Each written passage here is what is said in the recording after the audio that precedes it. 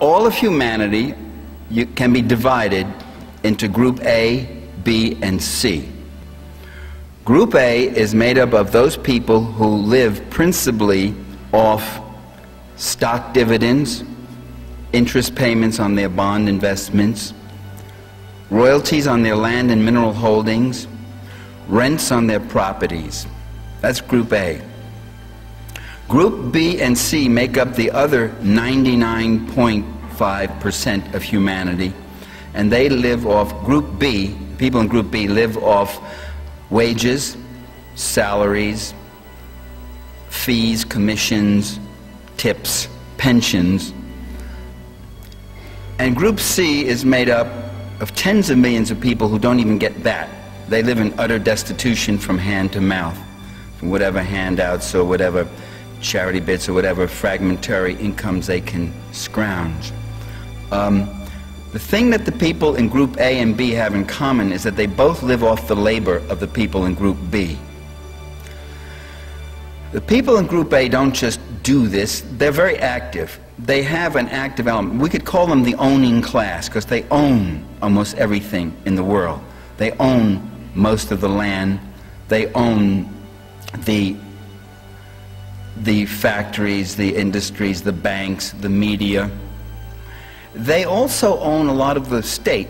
That is, their representatives, the politically active elements from their ranks, move in and become the secretaries of defense, secretaries of state, CIA directors, and they're the ones who also filter out in the beginning with the very first primary. The primary before the one you get to vote in is called the money primary, and they, with their contributions, they filter out who will be the suitable candidates and who will be the unknowns, and who will be designated at the very beginning the front runners.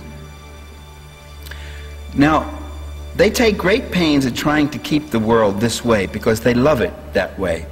I know in the movies you see things about the unhappy rich. Don't believe it for a minute. There's a reason education sucks, and it's the same reason that it will never, ever, ever be fixed. It's never going to get any better. Don't look for it. Be happy with what you got.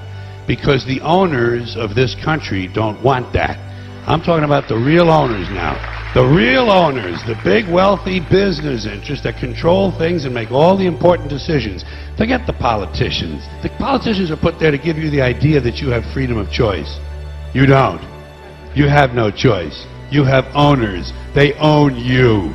They own everything. They own all the important land. They own and control the corporations. They've long since bought and paid for the Senate, the Congress, the state houses, the city halls. They got the judges in their back pockets. And they own all the big media companies, so they control just about all of the news and information you get to hear. They got you by the balls. They spend billions of dollars every year lobbying to get what they want. Well, we know what they want. They want more for themselves and less for everybody else. But I'll tell you what they don't want. They don't want a population of citizens capable of critical thinking. They don't want well-informed, well-educated people capable of critical thinking. They're not interested in that. That doesn't help them. That's against their interest. That's right. They don't want people who are smart enough to sit around the kitchen table and figure out how badly they're getting fucked by a system that threw them overboard 30 fucking years ago. They don't want that. You know what they want? They want obedient workers. Obedient workers. People who are just smart enough to run the machines and do the paperwork, and just dumb enough to passively accept all these increasingly shittier jobs with the lower pay, the longer hours, the reduced benefits, the end of overtime, and the vanishing pension that disappears the minute you go to collect it. And now they're coming for your Social Security money. They want your fucking retirement money. They want it back so they can give it to their criminal friends on Wall Street. And you know something? They'll get it. They'll get it all from you sooner or later, because they own this fucking place. It's a big club, and you ain't in it. You and I are not in the big club. By the way, it's the same big club they use to beat you over the head with all day long when they tell you what to believe. All day long, beating you over the head in their media, telling you what to believe, what to think, and what to buy. The table is tilted, folks. Do you really trust U.S. leaders and the corporate-owned U.S. news media?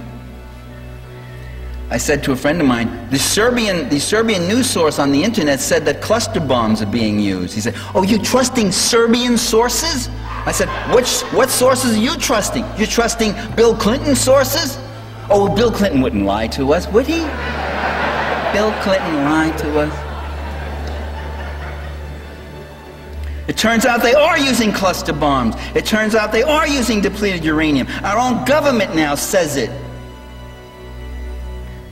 You trust their stories? You remember the 500 premature babies that the Iraqis supposedly ripped from incubators in Kuwait, laughingly throwing the babies down on the hospital floors? Vivid, detailed descriptions, even names of some of the poor victims whose little premature baby was in there. It turned out the story was a total fabrication.